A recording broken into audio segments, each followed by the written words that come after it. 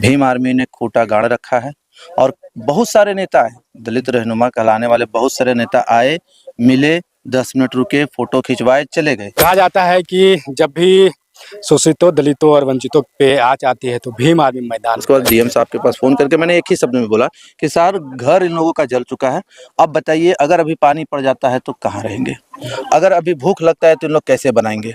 और उसके बाद अगर इन लोगों को अगर फिर से अटैक किया जाता है इन लोगों पे, जिस तरह से रात को अटैक किया गया, गोलियाँ चली, घर जलाया गया, तो फिर क्या होगा? क्योंकि हम लोग भीम आर्मी के लोग हैं और नियम कानून से चलने वाले मौजूद है नवादा जिला में कृष्णानगर में जो घटना हुई है उस पे कहा जाता है कि जब भी शोषितों, दलितों और वंचितों पे आँच आती है तो भीम आर्मी मैदान में रहती है। आज कहीं ना कहीं भीम आर्मी का नीला गमछा इस घटना में अधिक देखने को मिला है।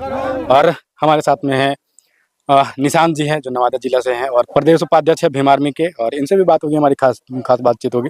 जब इस घटना के बारे में पता चला तो आप कैसे इस घटना को देखते हैं आप? देखिए, सबसे पहले तो जब इस घटना की जानकारी रात को मिली मुझे, उस वक़्त ऐसा तो संभव था नहीं कि पहुंच पाते, तो हमने अपने जिलाध्यक्ष और साथियों को फ़ोन किया और यहाँ सुबह में हम लोग घर से निकल गए, करीब 6 सवा 6 बजे निकले। यहाँ पहुँचते-पहुँचते हम लोगों को करीब पौने 7 बज गया।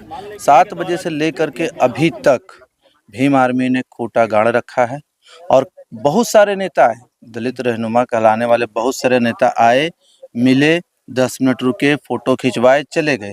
काम हुई कि नहीं हुई, काम हो रही है कि नहीं हो रही है, क्या हो रहा है, नहीं हो रहा है, मुआवजा मिल रहा है कि नहीं कुछ मिल रहा नहीं, है? बस था, आए बात के लिए, हाँ डीएम साहब काम हो रहा है, काम हो जाएगा। लेकिन तो प्रशासन को तो हम लोग बहुत अच्छा से जानते थे। अनेकों नेता आए, उसकी बात छोड़िए, आपने क्या किया? देखिए, सबसे पहले हम लोगों ने हम लोग जब यहाँ पहुँचे, उसके बाद डीएम साहब के पास फ़ोन करके मैंने एक ही शब्द में बोला कि सर घर इन लोगों का जल चुका है, अब बताइए अगर अभी पानी पड़ जाता है तो कहाँ रहेंगे? अगर अभी भूख लगता है तो इन लोग कैसे बनाएँगे? और उसके बाद अगर इन लोगों को अगर फिर से अटैक किया जाता है इन लोगों पे, जिस तरह से रात को अटैक किया गया, गोलियाँ चली, घर जलाया गया, तो फिर क्या होगा? डीएम साहब ने सुना, 2-3 बार मुझे फ़ोन करना पड़ा, उन्होंने भी कहा आ रहे हैं, आ रहे हैं, आ रहे हैं, लेकिन फिर मिला-जुला करके उचित व्यवस्था वो किए, लेकिन फिर भी उतना अच्छा से नहीं हो पाया। फिर भी हम लोग लास्ट में फ़ोन किए कि भाई जो आप बता रहे हैं उस तरह से नहीं, तो डीएम साहब खुद ही अभी घटनास्थल पे थोड़ा देर पहले आए और सारा कुछ व्यवस्था करके वो गए हैं, खाने-पीने का व्यवस्था किया। तो भीम आर्मी ने एक तरह से समझिए कि रीढ़ की हड्डी यहाँ बने हुए थे कि लोग आ रहे थे, जा रहे थे, बड़े-बड़े नेता ट्वीट कर रहे थे, जा रहे थे, लिख रहे थे, लेकिन हम लोग यहाँ पास एकदम मजबूती से खड़ा थे कि अगर काम नहीं होगा तो भीम आर्मी यहीं खड़ा है और खड़ा रहे भी। मतलब जब तक आप लोगों को न्याय नहीं मिलेगी तब तक मतलब कदम से कदम मिला करके रहेगी। एकदम अभी जिनका नाम आ रहा था वो सब गिरफ्तार भी हुए हैं और इसी दरमियान जो घटना घटी उस दरमियान में एक हमारे बड़े भाई अनिल मांझी जी, मतलब उनका थोड़ा दिल का बीमारी था, वो हदस से जिसको बोलते हैं ना गाँव देहात में हदस से, बेचारे हदस से उनकी मृत्यु हो गई, हृदय गति रुक गई, हार्ट अटैक हो गया, जो कहिए मतलब एक अंदर से डर पैदा हो गया।